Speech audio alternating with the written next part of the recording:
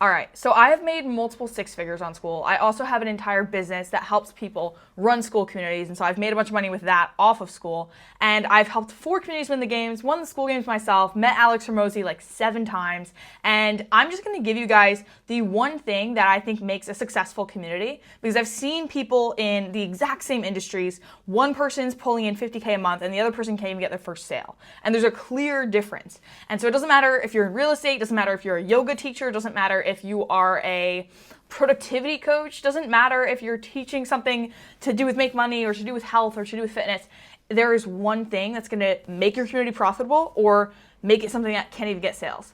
And it's really simple. It's like the most talked about thing in the world, your offer.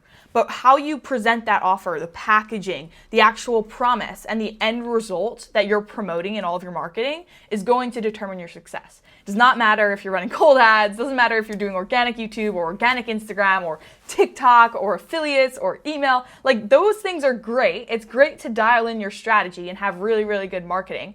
But ultimately, it all comes down to the offer. So to make this tactical, an example I have is a client of mine who's in the real estate space, and then someone else who I've seen in the real estate space. And so client of mine, he won the Skool games, got to 50K a month. He's still crushing it like 6 months later.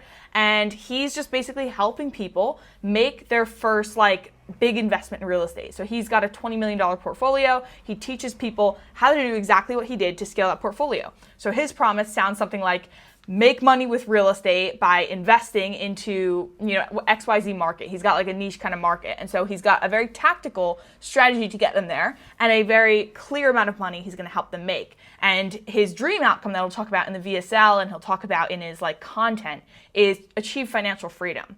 But that's not his promise, because achieve financial freedom is subjective. It means something different to everyone. Some people want $1 million in the bank to be financially free. Some people just want to make 10K a month. Other people want, 50 real estate units.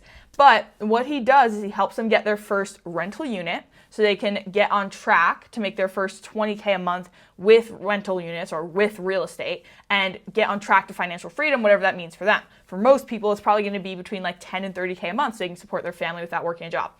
The other guy that's absolutely failing on Skool is trying to teach everything under the sun and just promising financial freedom, just promising those big ambiguous terms, and he's not tactically telling them how they're going to do that, and he's not talking about the amount of money he's going to help them earn. So he's kind of like making them think about, what does financial freedom mean?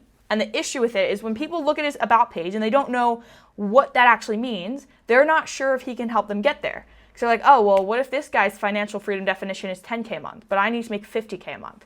Well, I'm not going to join his community because I don't know if he can help me get there. Or maybe someone joins and they're like, I don't know if I need to make 50K a month. This guy seems like he's talking big numbers. I'm not that experienced. I'm not going to do that. But if he was just super crystal clear and he was like, I'll help you make your first 5K with real estate, boom, that's an offer. That's something people can measure their success.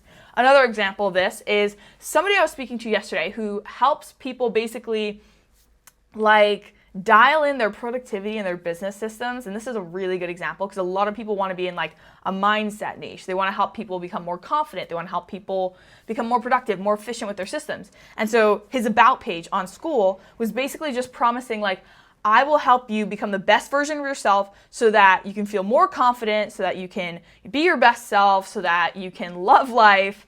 And I'm talking to this guy, I'm like, listen, no one's buying that because nobody knows if you can actually help them do that.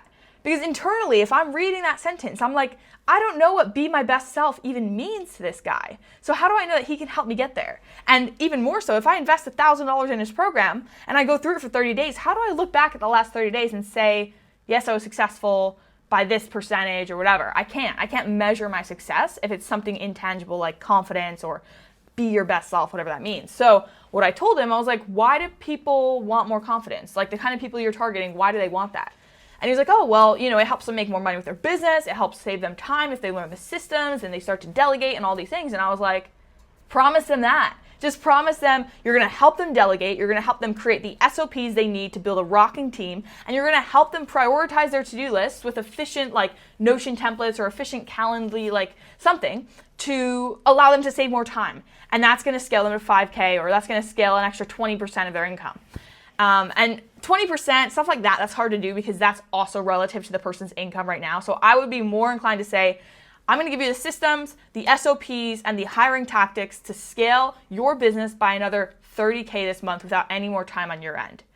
And if you want to make it even juicier, give them a tactic. So like using AI or using a Notion template or using my funnel for leads or my funnel for talent, that maybe he's got like a lead list of people that want to go and work in online businesses that he can send to businesses. That's like tactical. People are like, okay, cool, I joined this community. I'm going to get leads that, could potentially work for me so I can start delegating things out. I'm going to get his systems for Notion, and I'm going to learn how to build an AI agent that's going to take care of all of my like follow-ups for sales. I don't know, just random.